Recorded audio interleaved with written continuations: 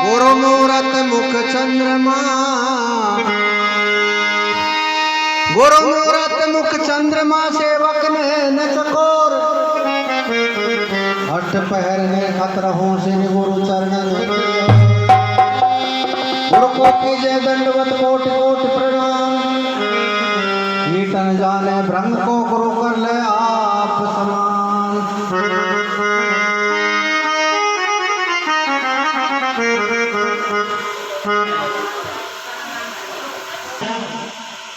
उनकी ये भेंट भी पुण्यतिथि के उपलक्ष्य में कहीं वो आपको याद रहना चाहिए। अगर आप गुरु पूर्णिमा को भूलते हैं तो गुरु मंत्र को भी शायद भूल गए होंगे। अपने हजार काम भी छोड़ करके आज का जो समय है ये गुरुमुखी शिष्यों के लिए बड़ा महत्वपूर्ण समय है। आज का जो दिन है और जो आज की रात है, आप यहाँ से चले भी जाएंगे तो भी आज की रात्रि को गुरु मंत्र का जाप करके हरे राम हरे कृष्ण सीताराम जो भी है श्रीमन नारायण, लेकिन घर पे भी आज का जो समय है ना वो बड़े भक्ति कष्ट देना उसके बराबर कोई पाप नहीं है। और किसी भी जीव के संग में हमसे परमार्थ हो जाए तो उसके बराबर कोई पुण्य नहीं है। पर एक सरिस धर्म नहीं भाई, पर पीड़ा सम नहीं अधमाई, कि परमार्थ के बराबर जीव 84 लाख योनियां भुगतने के बाद में इस मानव तन में आया है। बड़े भाग मानुष तन पावा, सुर दुर्लभ मुनि ग्रंथन गावा। बड़े भाग से ये मनुष्य शरीर की प्राप्ति होती है। क्यों होती है? कि साधन धाम मोक्ष कर द्वारा, पाएं जे पर लोक से धारा। ये साधनों का धाम है, ये मानव तन स्वर्ग और नरक की नशेनी है ये मानव तन। चाहे तो आप स्वर्ग में जा सकते हैं, चाहे आप नरक में जा सकते हैं। चाहे आप आपके कदम को नरक वाली सीढ़ी पर रख लो, चाहे आप स्वर्ग वाली सीढ़ी पर रख लो। और मानव तन प्राप्त करके जब परमात्मा की असीम कृपा होती है इस जीव के ऊपर, रामायण में गोस्वामी तुलसी बाबा बताते हैं कि कब मानव तन मिलता है, जब जीव के ऊपर ईश्वर बहुत ही बड़ी कृपा करता है। कबहू ने करु करुणा नर देही, हेत ईश बिन परम स्नेही। जब परमात्मा असीम कृपा करता है इस जीव के ऊपर, जब मानव तन प्राप्त होता है। मानव तन प्राप्त हो गए, अच्छे माँ बापों की संतान हो गए तो अच्छे संस्कार पैदा कर दिए, किसी अच्छे सदगुरु की शरण में चले गए तो कल्याण मार्ग के अच्छे अच्छे कुछ ज्ञान उपदेश दे दिए। कल युग में बहुत सारी छूट दी है परमात्मा ने। कल युग जोग जग नहीं जाना, एक ही आधार राम गुण गाना।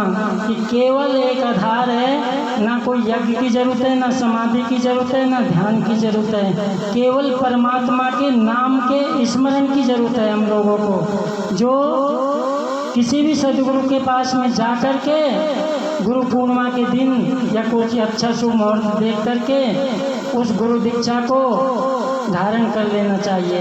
गुरु दीक्षा भी एक ऐसा पर्व है, जैसे बच्चे का जन्म होता है इसी प्रकार से गुरु दीक्षा समारोह है। क्योंकि एक संत रास्ते जा रहा था, रास्ते में उसे प्यास लगी, कुएं पे एक औरत पानी भर रही थी। महात्मा जी ने पूछा कि बेटा आपकी उम्र कितनी है? बोले महाराज जी मेरी उम्र 20 वर्ष है। कि आपके पति की उम्र बेटा? बोले 2 वर्ष। बोले आपकी सास की उम्र? बोले 1 वर्ष। बोले आपके ससुर की? बोले ससुर तो ऐसे ही है। कुआं के पास में ही ससुर साहब की झोंपड़ी थी। ये सब बातें सुन ली और ससुर को ये पता लग गया कि हमारी बेटा की बहू पागल हो चुकी है, जबकि सबसे बड़ी उम्र में हमसे बड़ी हमारी छोटी हमारी पत्नी और छोरा कम से कम नहीं तो 25 वर्ष का और ये 2 वर्ष का बता दिया। अच्छा बोले बेटा ये बताओ आप बासा खाती हो या ताज़ा? बोले महाराज जी बासा खाते हैं। और भी ज़्यादा सुसर साहब के आग लग गई। श्याम को बोला कि बेटा तेरी औरत पागल हो गई, इसे छोड़ दे इसके पियर में। बोले पिताजी मुझे तो कल का टाइम नहीं है, आप छोड़ के आ जाओ। सुसर साहब बहू को लेकर के चल दिए। जा कर के उसके बाप को बोल दिया कि भाई हमें तुम्हारी बेटी नहीं चाहिए, ये तो पागल हो गई। इस तरीक़ा से एक महात्मा जी को एक दिन ऐसे हमारे घर की पूरी बात बता रही थी।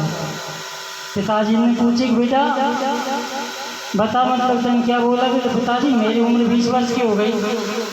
20 वर्ष पहले मैंने गुरु दीक्षा ली थी आपके संग में, और जब मैं मेरे पति को बहुत पीछे लगी, जब 2 वर्ष पहले उसने गुरु दीक्षा लिए, और मैं और मेरा पति जब दोनों मेरी सास के पीछे लगे, जब 20 साल की गुरु पूर्णिमा पे सास ने गुरु दीक्षा लिए, और सुसर साहब को तो कितना ही पीछे लगने, लेकिन ये तो ऐसे की ऐसे ही हैं।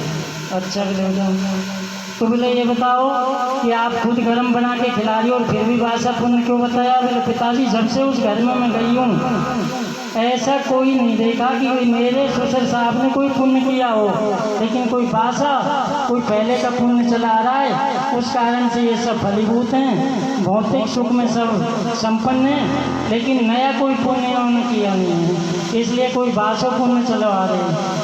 तो प्रिय भक्तगणों, भाइयों बहनों, इस मानव तन से जितना हो जाए हमसे परमात्मा का नाम लेना है, और इन हाथों से जितना दान, जितनी हमें परमात्मा ने सामर्थ्य दिए, जितनी इस मानव तन में हमें शक्ति दिए, किसी भलाई के कार्य में लगा दो।